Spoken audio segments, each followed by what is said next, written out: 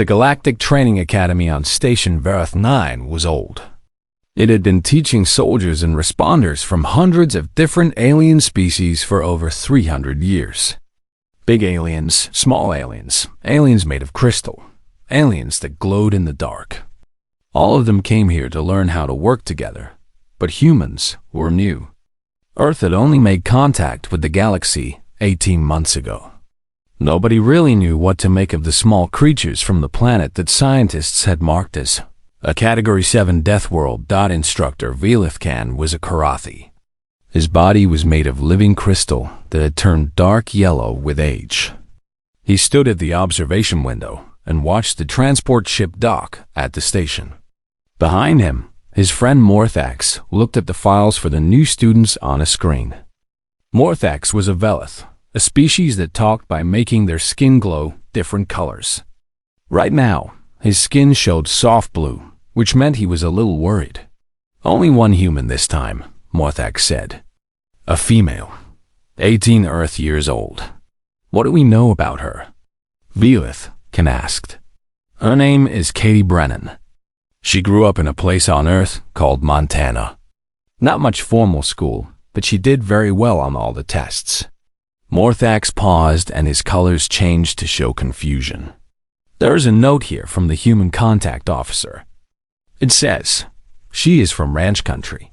She can handle herself. What does that mean? I do not know. The transport doors opened with a hiss. New students started walking out. Velithcan saw her right away. Not because she looked special, but because she looked so normal. Katie Brennan was about 1.7 meters tall. She had brown hair tied back in a simple braid. Her face had small brown spots on it that humans called freckles. Her skin looked like it had seen a lot of sun. She carried one bag over her shoulder and looked around the docking area with calm, steady eyes. She did not look scared. She did not look excited. She looked like someone checking a new fence to see if it was built right. She seems ordinary, Morthax said, his colors showing he was puzzled. Maybe that is exactly what we should worry about. Velithcan said quietly. The training academy taught students from different species how to work together during emergencies. The coalition faced many dangers. Pirates attacked ships. Natural disasters destroyed colonies. Sometimes hostile species caused problems. Students who finished the program would join mixed species rescue teams across coalition space. The training was hard but fair. It pushed students to their limits while understanding that different species had different limits. The Karathi were strong but slow. The Velith were weak but very smart. The big Grunter could take a lot of damage but got tired fast. Nobody knew what to expect from a human. Katie Brennan was put in dormitory block 7 with 11 other students from 6 different species. Her roommate was a Velith named Solix. When Katie first walked into their room, Solix's skin started flashing colors very fast. This meant she was very nervous. You are the human, Solix said, glowing purple. From the Deathworld. I am Katie, she said simply. She put her bag on the bed. From Montana. Is it true that your planet has dangerous hunters in almost every place? We have bears, wolves, mountain lions, sure. Katie moved her shoulders up and down. They mostly leave you alone if you are smart. Is it true your species used to hunt animals by just following them until they died from being too tired? Persistence hunting? Yeah, some people still run really long distances for fun, I guess. She looked over at Solix. Are you okay? Your colors are going crazy. Solix's skin settled to an embarrassed pink. Sorry, I have never met a human before. The reports about your home planet are scary. Katie thought about this for a moment. Where are you from? Velithis Prime, a Class 2 garden world. What does that mean? Stable weather. Almost no natural disasters. No big predator animals. The best kind of planet for intelligent life to grow. Katie nodded slowly. So it is nice there. It is safe there, right? Katie opened her bag and started taking things out. She moved with no wasted motion, putting everything in its place. Well, I promise I do not bite. And if anything here gives you trouble, you just tell me. Salix's colors flickered with confusion. Why would the human think Salix needed protection? But then again, Salix thought maybe humans were just like that. The next morning, all 12 students from Block 7 gathered in Training Room 14. It was a big open space that could be changed for different exercises. Instructor Velith Khan stood at the front. 2 assistant instructors stood with him. One was a huge Gronther named Earth. The other was another Karathi named Delethsar. "Welcome to the Training Academy," Velithkin said. His crystal voice echoed through the room. "For the next 6 months, you will learn to work as a team. You will face challenges that will push you past what you think you can do. Some of you will fail. That is fine. Failure teaches us. What is not fine is giving up." He stopped and looked at each student. "Today we start with tests. We need to know what you can do now so we can plan the right training for you. These tests are not competitions. They are measurements. Understand?" The students all made sounds of agreement. "We will start with running. Follow me to the test track." The track was a circle around the training building. 1 lap was about 2 kilometers. Students would run until they could not run anymore. Their distance would be written down. Katie Brennan stood with the others and stretched. She bent forward and put her hands flat on the floor without bending her knees. This made Salix's colors flash with discomfort just from watching. "Start," Velithkin said. The Karathi students ran at a medium speed. Their heavy crystal bodies were not made for going fast, but they could keep going for a while. The Velith ran quickly at first, but started slowing down after the first kilometer. The one Gronther in their group, a huge creature named Torith, walked heavily at the back. Each step he took made the ground shake a little. Katie Brennan ran, not fast, not in a way that looked special, just a steady pace that she kept up lap after lap after lap. By kilometer 4, half the students had stopped. By kilometer 8, only Katie and the 2 Karathi were still going. By kilometer 12, even the Karathi had stopped. Their crystal bodies were getting too hot from all the work. Katie kept running. Velith Khan watched with a feeling of unease growing inside him. The human was not even breathing hard. Her form stayed the same. Her speed stayed the same. Her face stayed calm and focused. "How long can humans do this?" Delethsar asked quietly. "The reports say their ancestors could run for whole days while hunting," Earth said in his deep voice. "I thought it was just a story." At kilometer 20, Velithkin told her to stop. "That is enough, Student Brennan." Katie slowed down and jogged in place for a moment before walking a slow lap. When she came back to the group, she was breathing a little faster than normal, but showed no real signs of being tired. "Is that the whole test?" she asked. The other students stared at her. Salix's colors were changing so fast that her skin had turned almost white. "For running, yes," Velith Khan said carefully. "We will do the strength test next." The strength test was simple. Lift heavier and heavier weights until you cannot lift anymore. The Gronther Torith was best at this. His huge arms lifted loads that would crush a human flat. When Katie's turn came, nobody expected much. She was small, thin, not scary looking at all. She lifted the first weight easily, and the second, and the third. By the 4th level, weights meant for middle-sized species, the instructors were looking at each other. By the 6th level, the other students had gone quiet. Katie finally failed at level 7. She could not lift it all the way up, but she got it halfway before putting it down with control. "Level 7, Arath said. His deep voice showed surprise. That is above average for any species. I used to help with calving season back home, Katie said. Like that explained everything.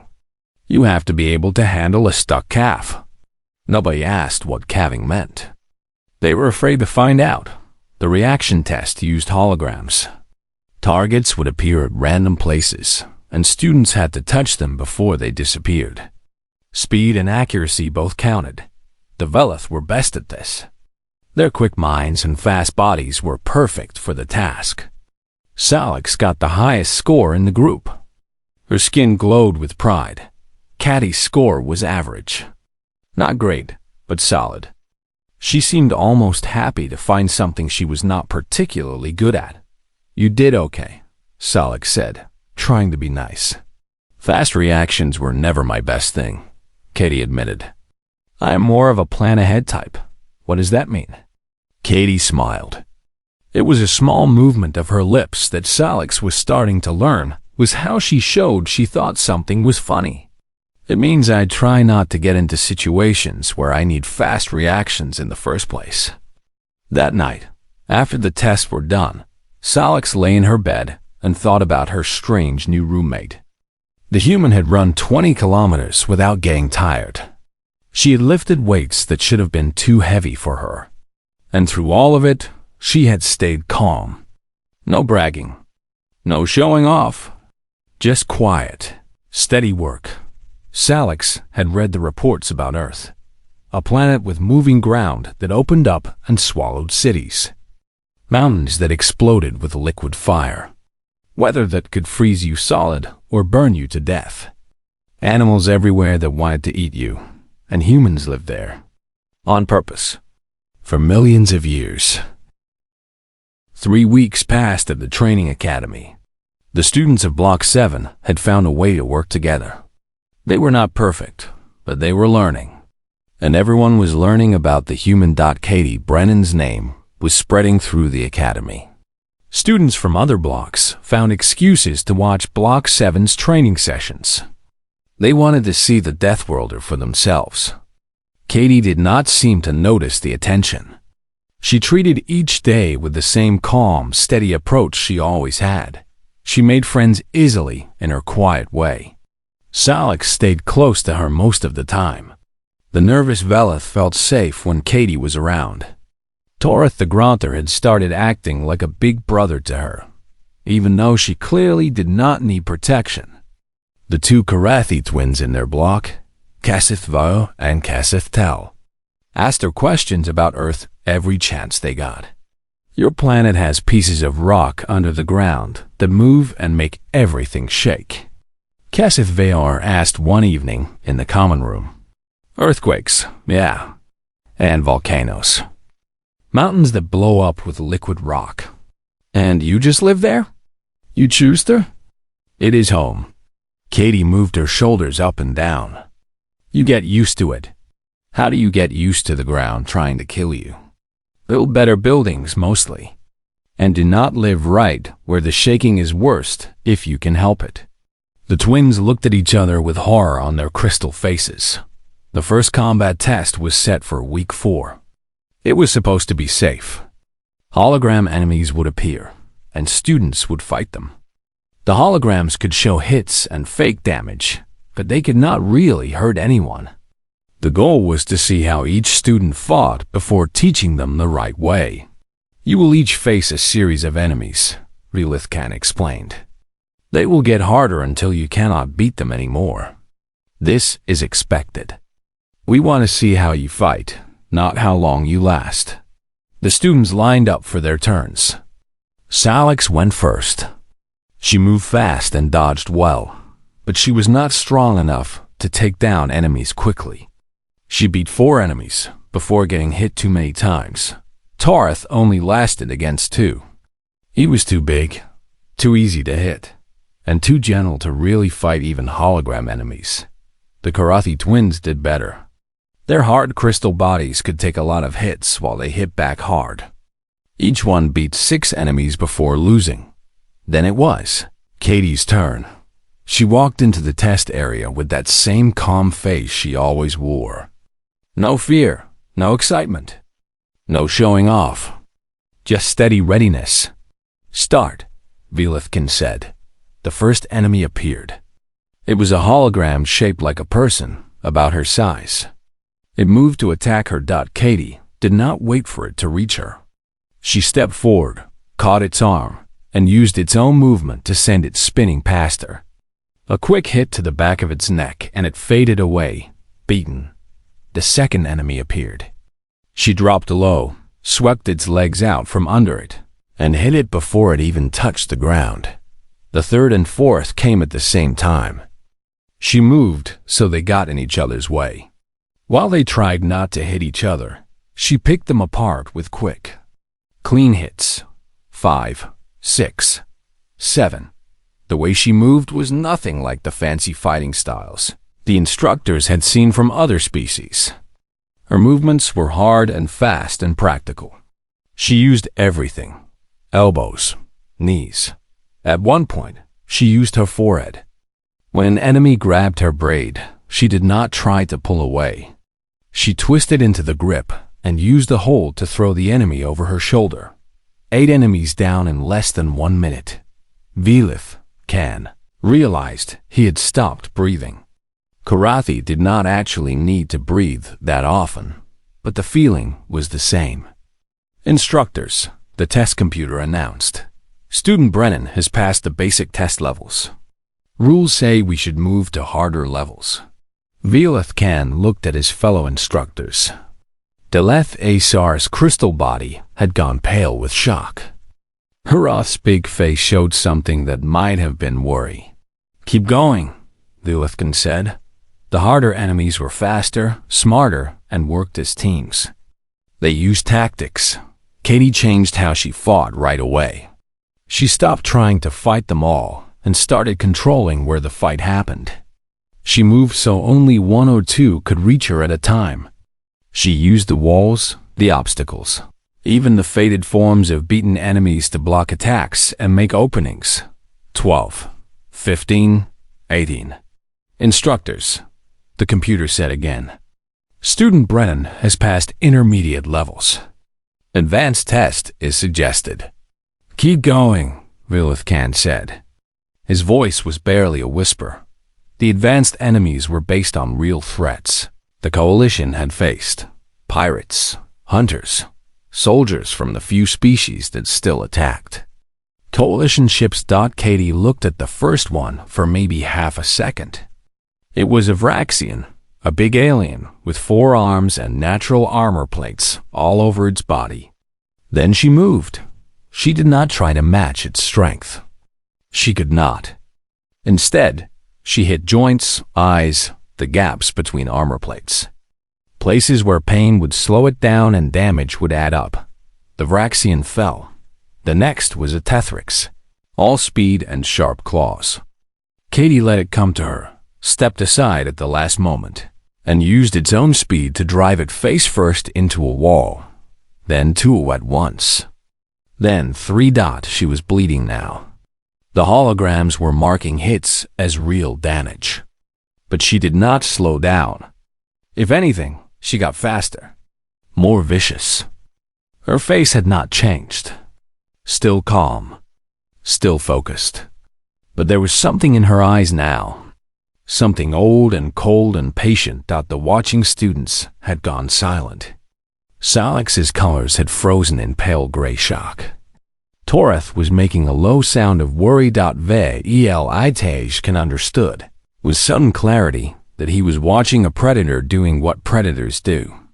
Not a civilized being defending itself, but something shaped by millions of years of survival on a world that made killers. Stop the test, he said sharply. The remaining holograms disappeared. Katie stopped moving, then slowly stood up straight. She was breathing hard but still controlled. Blood, fake hologram blood, but looking real, marked her face and arms. How did I do? She asked. Nobody answered for a long moment. Finally, Urith spoke. His deep voice rolled through the silence. You killed 23 enemies. The old record for the basic test was 11. That record was held by a Vraxian combat veteran with 40 years of fighting experience. Katie wiped the fake blood from her face with the back of her hand. "Oh, is that good?" Salix made a choking noise. The news spread. Of course it did. By dinner that evening, half the academy knew that a human had destroyed the combat test record. By the next morning, instructors from other training blocks were asking to watch Block 7 sessions. Katie seemed honestly confused by the attention. "I do not understand," she told Salix as they walked to morning exercises. "It was not real fighting. It was just practice." "You killed 8 enemies in the first hour," Salix said. Her colors flickered between fear and amazement. 8. In the first hour. They were holograms. You moved like they were really trying to kill you. Katie thought about this. "Where I come from, you treat everything like it is really trying to kill you. Because sometimes it is." "What kind of place did you grow up in?" "Montana." "I told you. Is Montana a war zone?" "No, it is ranch country. Cows and horses mostly. Some sheep." Salix's colors cycled through confusion. "Then why? How?" "I do not understand." Katie stopped walking. She turned to face her roommate. For a moment, something soft showed in her face. "Look, you grew up somewhere safe, right? The biggest danger was maybe getting lost or hurting yourself by accident." Salix nodded, her colors shifting to careful agreement. "I grew up somewhere where the weather could kill you in an hour if you were not ready. Where hunters would take our animals and sometimes come after people. Where one wrong step could mean a broken leg and a slow death if nobody found you. We do not have the same kind of danger you have. The unknown. The unpredictable. We just have Earth. And Earth does not care if you live or die. That is awful." "Yeah, well." Katie started walking again and moved her shoulders up and down. "It is also really pretty in summer. The wildflowers are something else." That night, the instructors met in private to discuss what they had seen. "She fought like nothing I have ever witnessed," Delatsar said. "No wasted movement. No hesitation. Every hit was meant to end the fight as fast as possible. Humans call it survival instinct," Earth rumbled. "Their bodies and minds are built to respond to danger without thinking. It is what kept them alive on their planet." "But she was so controlled," Belithkin said. "It was not mindless violence. She was thinking the whole time, adjusting, planning." "That is what makes them dangerous," Earth replied. "They have the instincts of a predator and the mind of a strategist. Both at the same time." Delef Assah's crystal form flickered with unease. The report said humans were social creatures. Pack hunters. They work together to bring down prey much larger than themselves. "They are also persistence hunters," Belithkin added. "They do not rely on speed or strength. They follow their prey for days, never stopping, never resting, until the prey simply gives up and dies from exhaustion. That is horrifying. That is evolution on a death world." The instructors sat in silence for a while. "What do we do with her?" Delethsar finally asked. "She is already better than half our advanced students."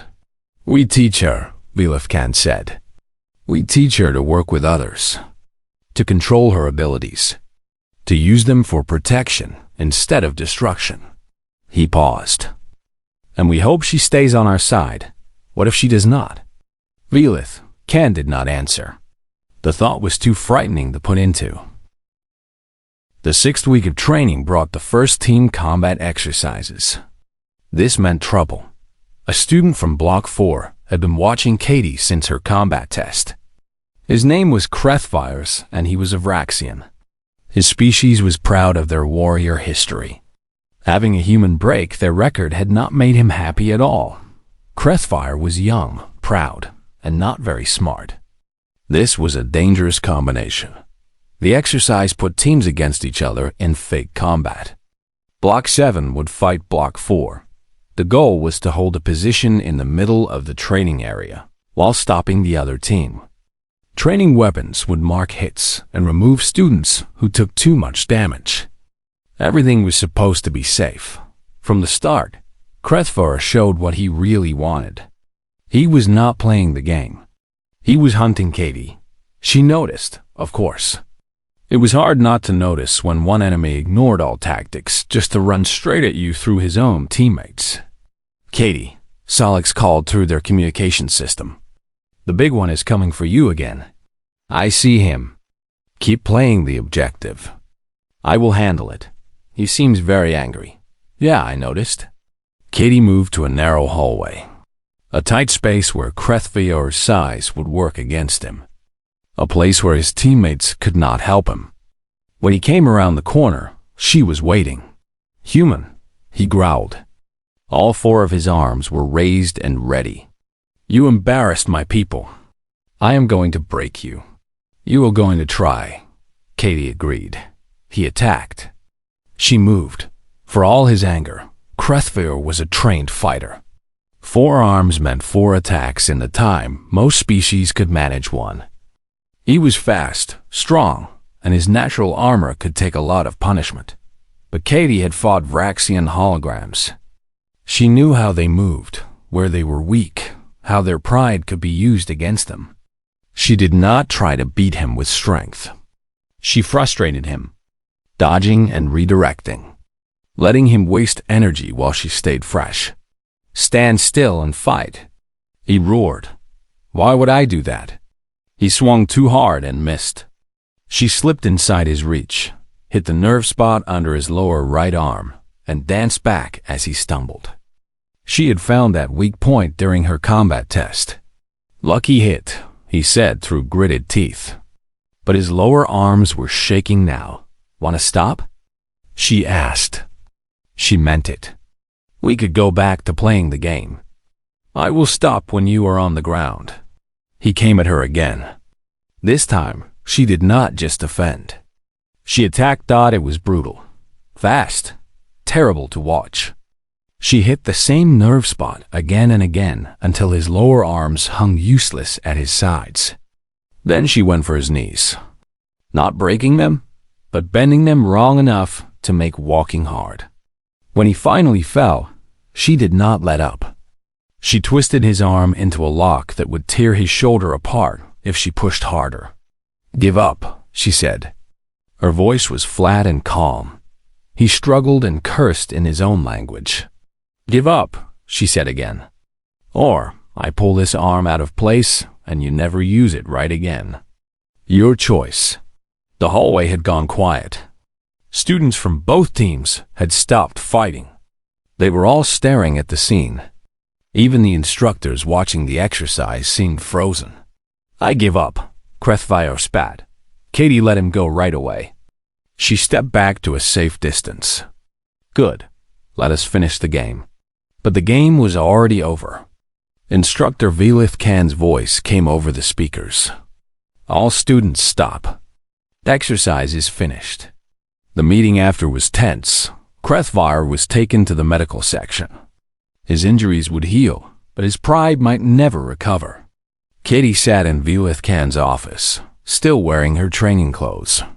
She did not seem worried at all. "You could have hurt him badly," Velith Khan said. "Yes, but you did not." "No, he gave up." "And if he had not?" Katie met his eyes. Looking directly at a Karathi was not exactly the same as looking at a human, but the meaning was clear. "Then I would have pulled his shoulder out, and he still would have lived. And maybe he would learn not to let his pride make choices for him. You showed no hesitation. Should I have?" Velith Khan thought about this. In Karathi culture, fighting was a last choice. Violence was something you did only when you had to. This human treated it like a tool, something to use when needed and put away when not. No more feeling than using a hammer. "Krethvar came after you on purpose," he said finally. "The exercise was supposed to be team against team. I know. You could have called for help. I could have. Why did you not?" Katie was quiet for a moment. When she spoke, her voice was thoughtful. Where I come from, there's a saying. Never stop your enemy when he is making a mistake. Krethvar was so focused on me that he forgot the goal, forgot his team, forgot everything except his anger. If I had called for help, he would have gotten a small punishment and tried again later, smarter. This way he learned something. What did he learn? That being angry at someone does not make you better than them. And that picking a fight because your pride is hurt is a good way to get hurt worse. Velith Khan stared at her for a long moment. You planned this. Not planned exactly. But when he came at me the first time, I figured out pretty quick where this was going. So I put myself in a good position and let him come. That is very cold, is it? Katie tilted her head. He wanted to hurt me. I made sure that if anyone got hurt, it was him. Seems pretty fair to me. The instructor did not have an argument for that. What did it say about humans that their young could think this way? What did it say about the universe that had made them? You may go, Student Brennan. Try not to break any more of your classmates. I will do my best, sir. After she left, the instructors met again to talk about what happened. She could have ended that fight in the first 30 seconds, Earth said. She chose to drag it out. Why would she do that? Delethzar asked. To teach him. To make him understand exactly how outmatched he was. Arath's deep voice held something like respect. She was not fighting to win.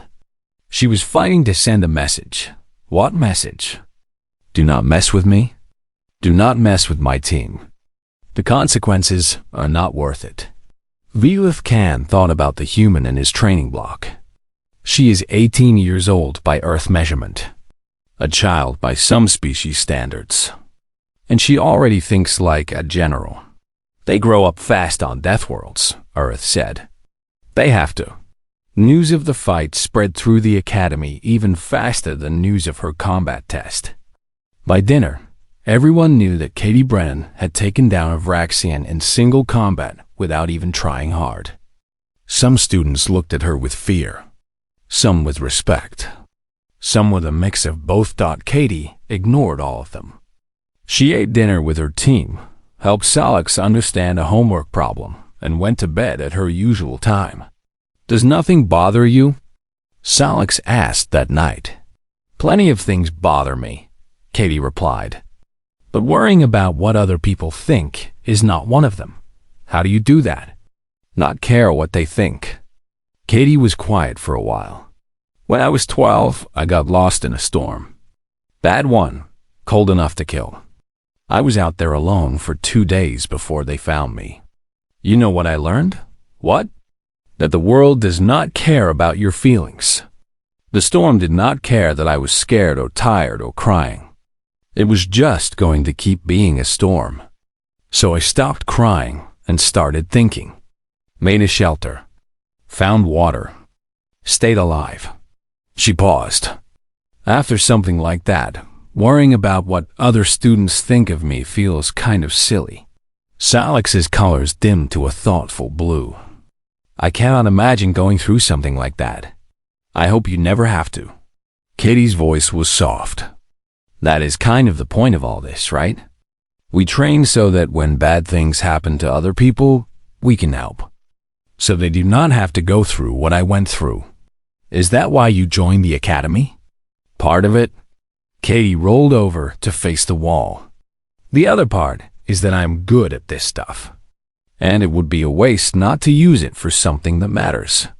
Salix watched her friend's back for a while, thinking about what she had heard. 12 years old. Lost in a killing storm for 2 days. And she had survived not by luck, but by thinking. By refusing to give up. What did Earth do to its children? And what would those children do to the galaxy? The next few weeks saw a change in how the academy treated Katie. The instructors stopped testing her against normal challenges. Instead, they started finding ways to make things harder just for her. More enemies. Tougher scenarios. Situations that should have been impossible.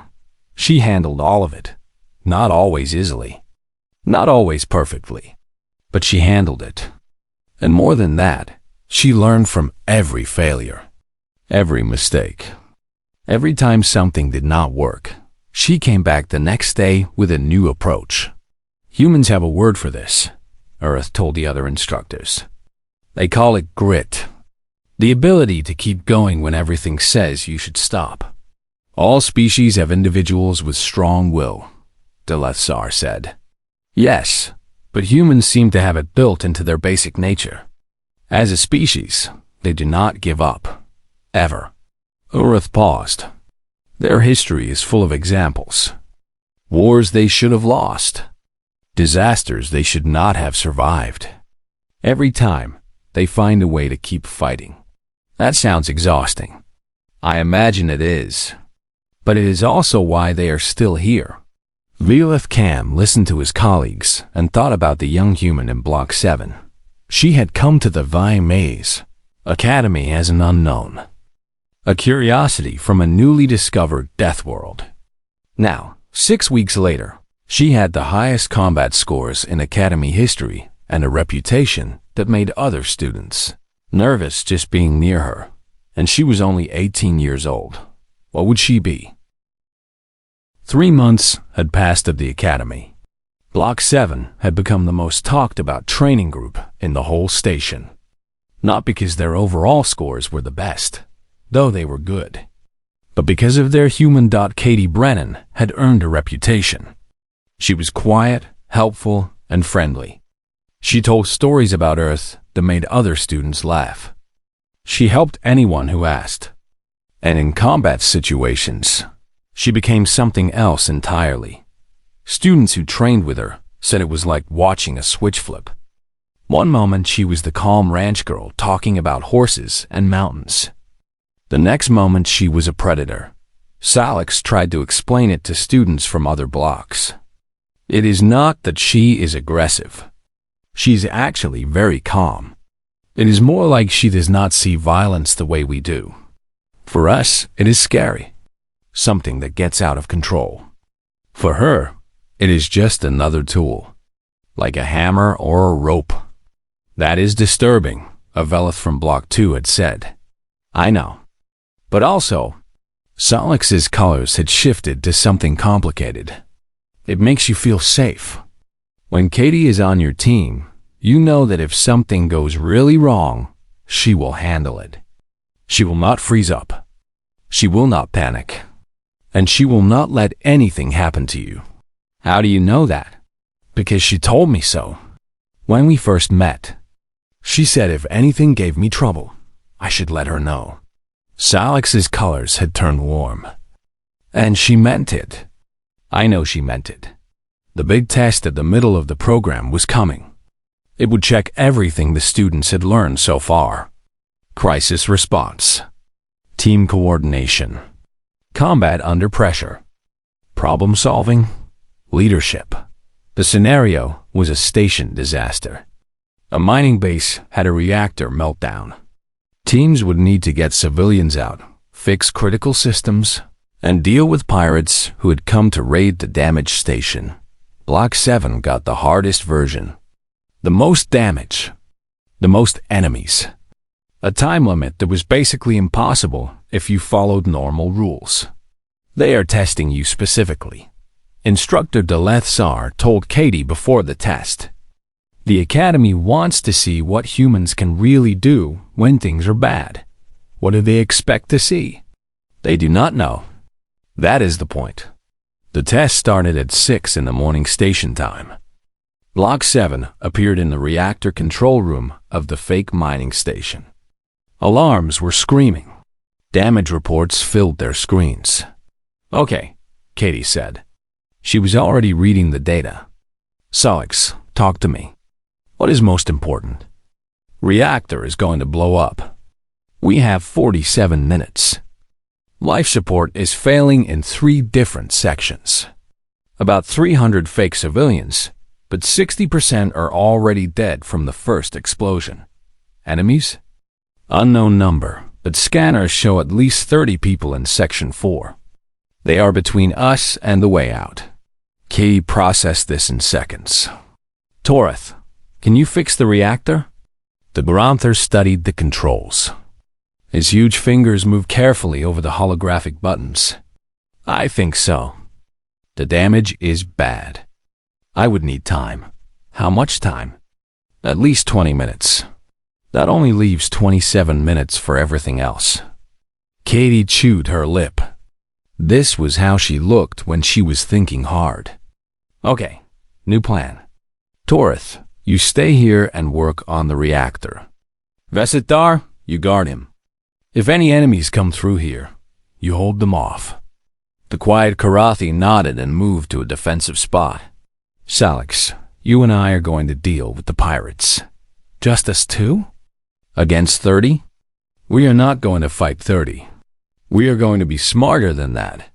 Katie pulled up a map of the station on her display. Look, Section 4 is where the pirates are. The air and heating for that section comes through this control point here. What happens if that section loses life support? Salix's colors flashed as she understood. They leave or they die. Exactly. We do not need to beat them. We just need to move them out of our way. But that is. Salix hesitated. That could kill them. They are pirates who were waiting to rob people during a disaster. They are not innocent. Katie's voice was not harsh, but it was firm. And this is a test. But even if it was not, if we do not get those civilians out, they all die. Every single one. I will not let 120 people die to avoid hurting people who were planning to hurt them anyway. It was ruthless. It was practical. It was exactly what a predator from a death world would do. Salix found herself nodding. Okay, what do you need me to do? They moved through the station like ghosts. Salix was good at Velis tactics. Her species had a reputation for information tricks and sneaky movement. Combined with Katie's combat awareness, they were almost invisible. They reached the control point in 12 minutes. There are guards, Salix reported, scanning ahead. 2 of them, Raxian. Can you distract them? I can try. Salix's distraction was clever. She made the sensors show false readings that drew the guards away to investigate. By the time they figured out it was a trick, Katie had already reached the controls. She did not hesitate. Her fingers flew over the buttons. She moved power around, sealed vents, and started what was basically an attack using the environment on Section 4. Within minutes, the pirates' communications were full of panicked shouting. They are moving, Salix reported, watching the scanner. Going to emergency exits. They are not going to make it in time. The airlocks are too far. They will make it, Katie said. Barely. I am not trying to kill them. Just get them out of our way. Sure enough, the pirates reached the emergency airlocks with seconds to spare. Most of them ran for their own ships in chaos. A few of the slower ones did not make it, but most survived. Evacuation path is clear, Salix confirmed. Then let us get those civilians moving. The next 30 minutes were controlled chaos. Katie and Salix found the surviving civilians.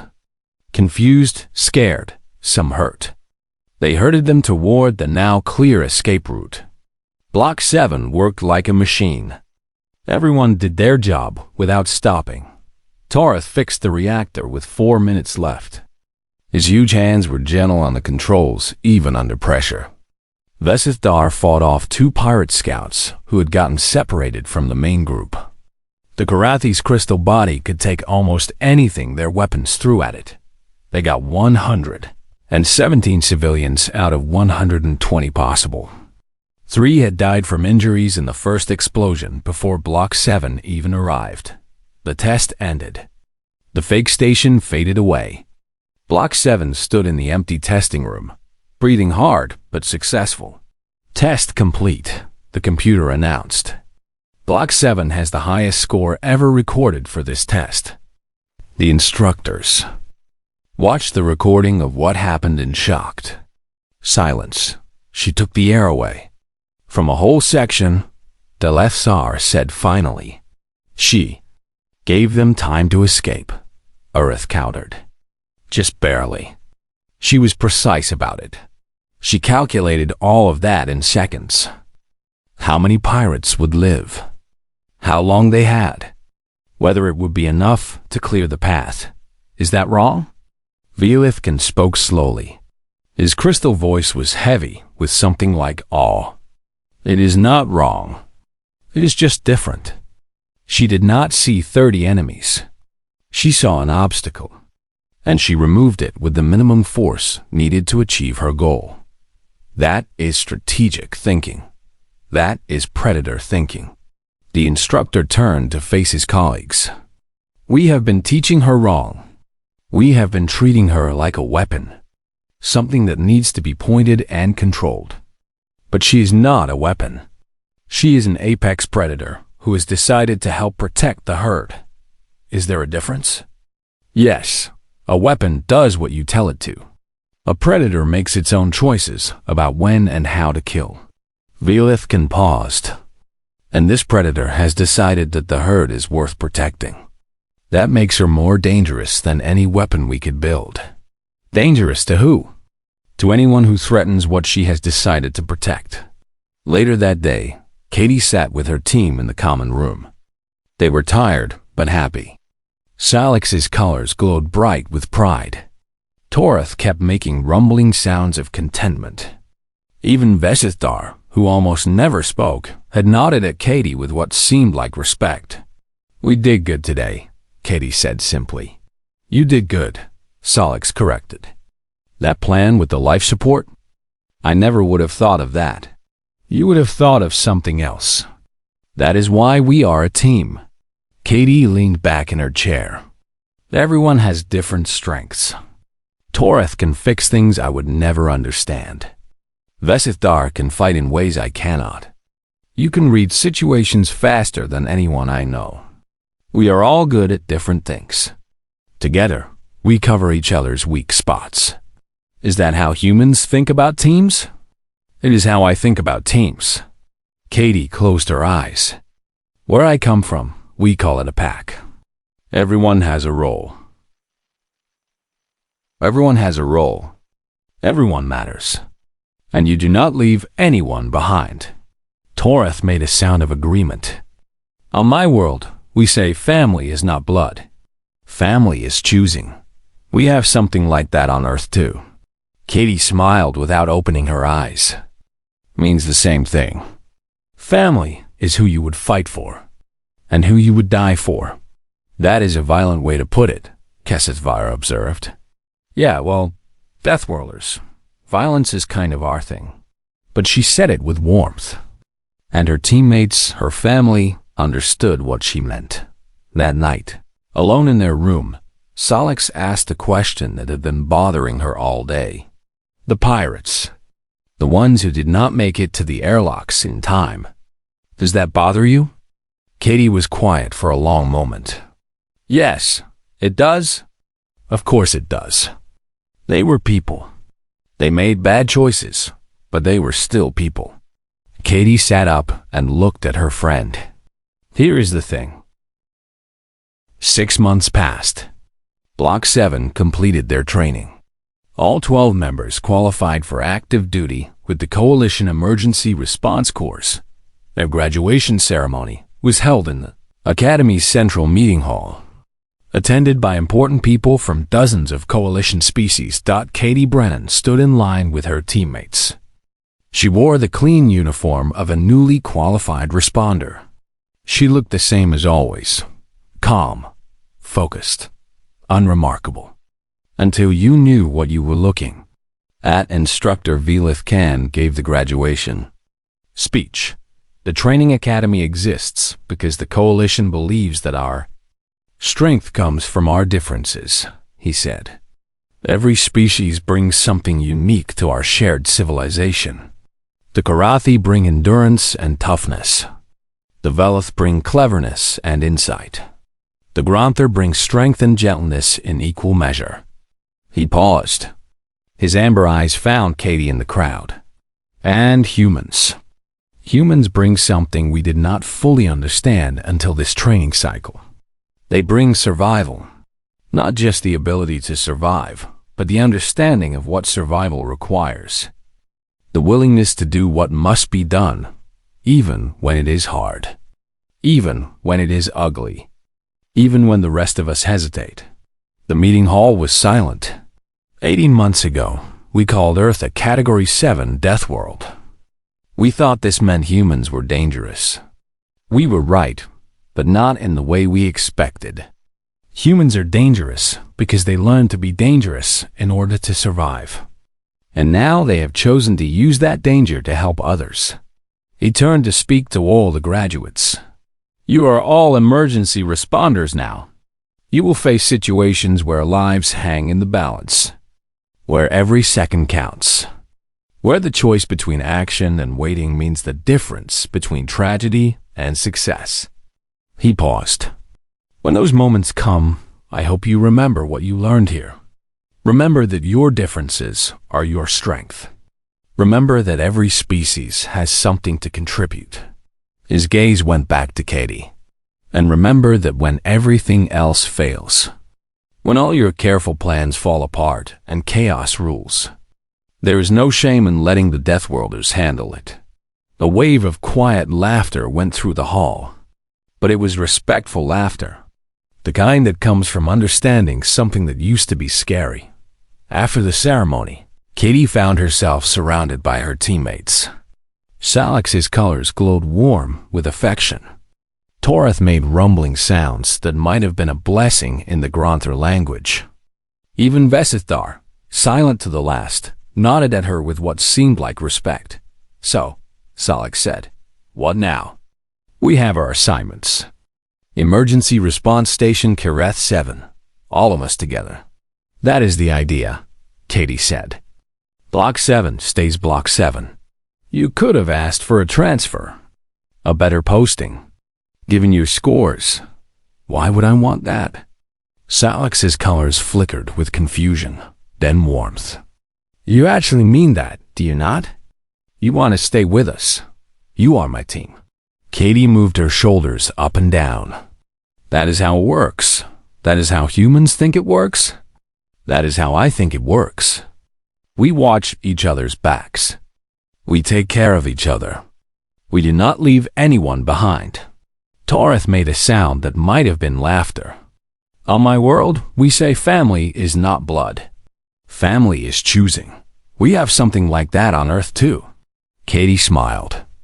A real smile. Not the careful small smile she usually showed. "Means the same thing, I guess. Family is who you would fight for, and who you would die for." "That is rather violent phrasing," Kesethvar observed. "Yeah, well, we are Deathworlders. Violence is kind of our thing." But she said it with warmth. And her teammates, her family, understood what she meant. The transport to Kireth 7 left the next morning. Block 7 boarded together. Their equipment was stored. Their futures were uncertain, but their bonds were unbreakable. As the station faded behind them, Salix settled into the seat next to Katie. "The instructors are still talking about you, you know? About what you did in the tests. About the fight with Krethfire. About the big test. What are they saying?" "They're saying humans are terrifying. Are they wrong?" Salix thought about this. Her colors shifted through several shades before settling on a warm amber that Katie had learned meant something like trust. "No, you are terrifying. But not to me. Not anymore. What changed? I realized that you are terrifying on purpose. You choose to be scary when you need to be, and you choose not to be when you do not. That is not a monster. That is just someone who has more options than the rest of us." Katie was quiet for a moment. "You know what the hardest thing about training was?" "What?" "Learning to hold back." She stared out the window at the stars. "On Earth, you do not get second chances. You fight or you die. Here, though, you have to learn to fight just enough. to solve problems without breaking everything. It is actually harder, but you learned. I am learning. Still working on it. Solix's colors brightened. For what it is worth, I am glad you are on our side. Me too. The twins, Kesseth Viom and Kesseth Tell, leaned over from their seats. Katie, we have been wondering something. What is that? On Earth, do you have any stories about aliens? From before you knew we were real? Katie laughed. It was a genuine laugh that made her seem younger, more like the 18-year-old she actually was. Oh, we have thousands. Movies, books, shows.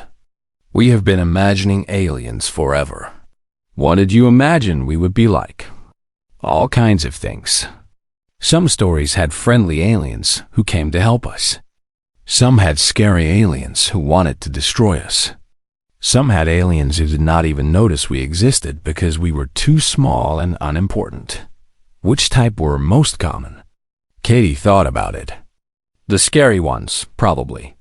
We like stories about danger, about fighting against impossible odds, about surviving when everything says you should not. That seems to fit what we know about humans, Kesseth Tell observed. Yeah, I guess it does. Katie looked out at the stars again. You know what is funny? In all those stories, the aliens were always more advanced than us. They had better ships, better weapons, better everything. We were always the underdogs. The ones who had to fight harder because we had less. But in reality, you are the dangerous ones. In some ways, I guess. But we do not feel dangerous. We just feel like we are trying to survive, same as always. She paused. Maybe that is the thing. Other species evolved on nice planets where survival was easy. You had time to think about philosophy and science and art. We evolved on a planet that was constantly trying to kill us. So we got good at not dying. Everything else came after. That is a very practical way of looking at civilization. Humans are practical. We have to be. The transport made the jump to faster than light speed.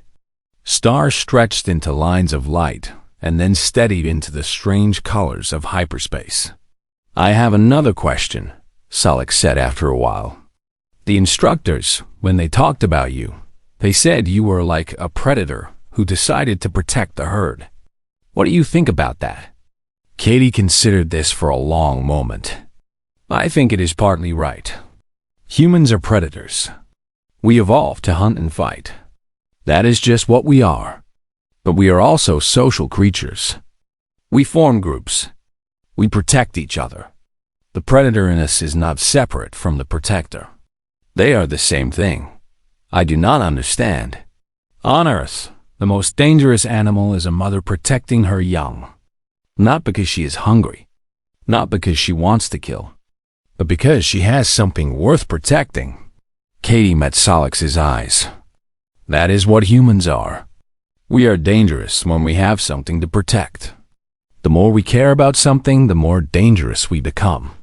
And you care about us? Block 7? You are my pack. My family. I would do anything to keep you safe. Katie's voice was simple and certain. That is not a choice I made. It is just what I am. Solix's colors softened to deep, warm shades. I think I am beginning to understand humans. Yeah? What do you understand? You are not dangerous because you are violent. You are dangerous because you love. And you will hurt anything that threatens what you love. Katie smiled. That is pretty much it. The transport flew on through hyperspace, carrying them toward their future. Kitty Brennan, daughter of Earth, graduate of the training academy, leaned back in her seat and closed her eyes. 6 months ago, she had been an unknown. A curiosity from a newly discovered death world. Now she had friends from half a dozen species, a reputation that made people nervous, and a team that felt like family. By hour 1 of her combat test, she had killed 8 hologram enemies. By hour 2, even the instructors had stepped back. Now, 6 months later, Those same instructors had sent her into the galaxy with their blessing. Somewhere out there, danger waited. Disasters waiting to happen. People who needed help. Enemies who thought they could prey on the weak. They had no idea what was coming. Katie. Brennan opened her eyes and watched the strange lights of hyperspace flow past the window. She thought about Earth, about Montana, about cold storms and hot summers and wildflowers, growing in fields where wolves still hunted Dot. She thought about her new home among the stars, about aliens who had never known what it was like to be prey, about a galaxy that was just beginning to understand what humans really were. Good thing they had a Deathworlder on their team. Good thing the Deathworlder had decided the galaxy was worth protecting. Katie smiled and closed her eyes again. Tomorrow would bring new challenges, new dangers, new chances to show what humans could do. But for now, surrounded by her pack, flying toward an uncertain future,